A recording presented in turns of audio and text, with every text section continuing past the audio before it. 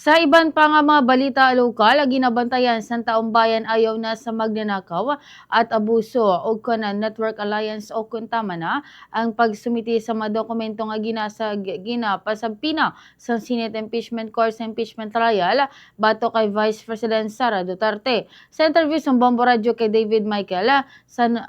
kay David Michael San Juan, convener sa tama na iyagin payag isa ka positibo nga tikang ang pagpasaka sa pila ka mga bangko kag Bureau of Internal Revenue kon BIR sa mga banks record kag tax record nga ginpasabpina sang korte. Suno kay San Juan, ginaulat man sang ila grupo ang pagsumiti sa mga record gikan man sa Anti-Money Laundering Council kon AMLAC nga ila ginakabig nga importante nga kabahin sa mga dokumento nga mahimo magbulig sa pagkumpara sa mga transaksyon sang Vice Presidente sa nakadeklara nga State of Asset Liabilities and Network sa impeachment court. Payag pa niya nagalaom sila nga masunod ang tanan nga sabpina sang korte kag mangin ang mga dokumento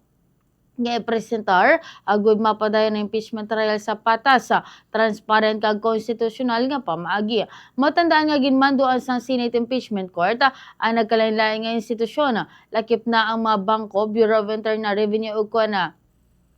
BIR kag nga AMLAC nga magsumiti sa mga dokumento nga may kangtanan sa ginapausisa nga mga aligasyon bato kay Vice President Duterte. Yari bala pamatianta naging kabahin sang payag ni David Michael San Juan, convener sang tama na.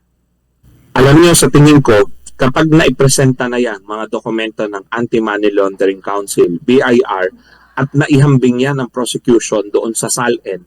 at nakita ng taong bayan na hindi nagtugma-tugma, at may mga bank accounts, may mga perang naglabas-pasok sa bangko nila na hindi talaga na ideklara sa Statement of Assets, Liabilities and Net Worth o SALN, tapos na ang boxing, ika nga. Bakit? Tandaan ho natin, si Chief Justice Corona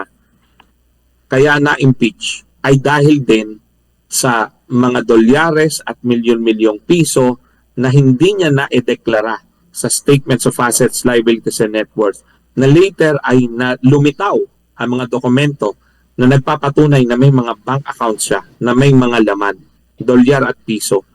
Kaya ano naging hatol ng Senado? Napaalis sa pwesto, guilty si CJ Corona.